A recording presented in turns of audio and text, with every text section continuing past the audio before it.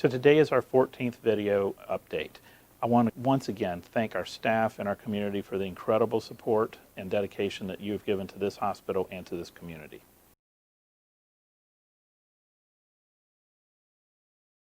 So we have definitely seen our ups and downs in our COVID volume over the last 7 months. A couple of weeks ago, we were down into the mid-teens in census. Today, we have increased over the last 2 weeks, and today we're around 30. It is something we are constantly watching. We're watching, all day, every day, what's going on, what the test results are looking like, what our hospitalizations are, and what our ICU census is. I just want to keep encouraging everyone to keep wearing a mask, staying socially distanced, and washing your hands.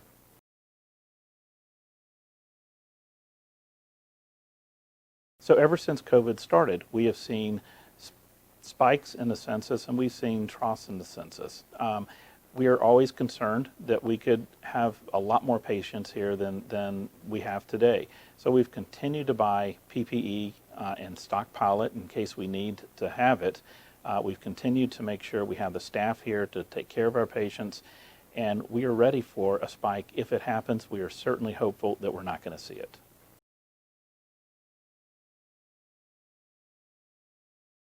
So we're continuing to look at our visitor policy. Recently, we opened up to visitors in a very limited way, and I think it's working well right now. People are able to come in and see their loved ones and friends on a limited basis, but they're able to at least see them. It helps the patient, it helps their friend or loved one, but it's something we want to do. We'd like to open it up more, but we're going to be very careful in doing that. We're going to consult with our scientists, our physicians, and our nursing staff, and we're going to make changes in that policy as they're warranted, either up or down.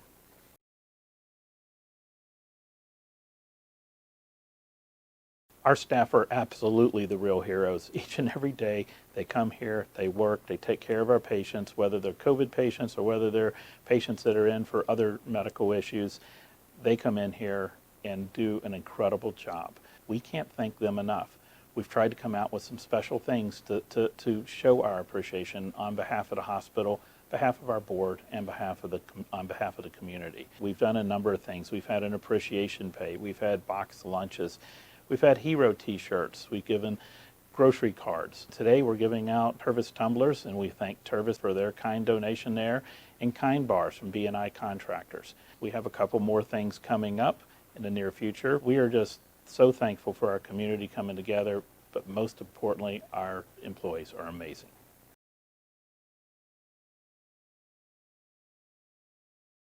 So every year we have a change in our medical staff leadership. Last night was our change over from our past chief of staff to a new chief of staff. I just want to thank the members of medical exec and our medical staff leadership for everything they've done this past year, and also welcome our new leaders that are coming in or came in last night, and wish them the best, and we can't wait to work with you.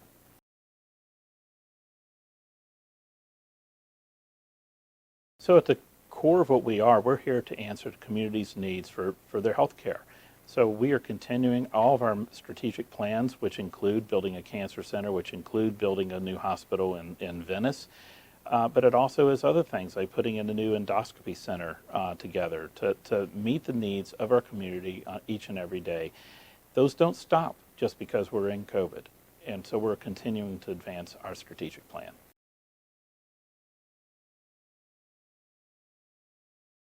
Last week, we opened our new endoscopy center on Hillview. We're very excited about it. It's something that's been in our strategic plan for quite some time. We've consulted with our medical staff around that.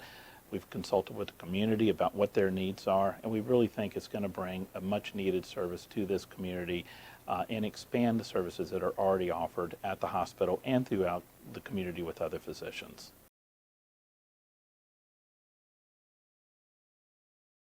So we are very excited about the new Venice Hospital coming online. It is going full speed right now. It's beautiful even as it's sitting in construction. We're about a year out from that. We are in the process of hiring staff for that hospital, and we'll be doing that throughout this coming year. It is going to bring services to that part of our community that is in a great need, and we're looking forward to, quite frankly, many, many years of that growing and continuing to serve in South County.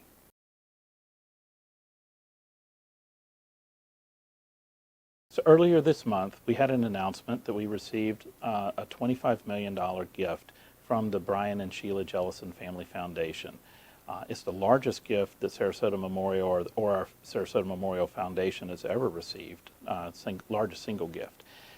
We are so grateful to Sheila, Brian, their kids for putting this together and helping us to deliver on our promise to keep cancer care here in this area so people don't have to leave town and go somewhere else. So that our Cancer Institute will now be known as the Brian D. Jellison Cancer Institute.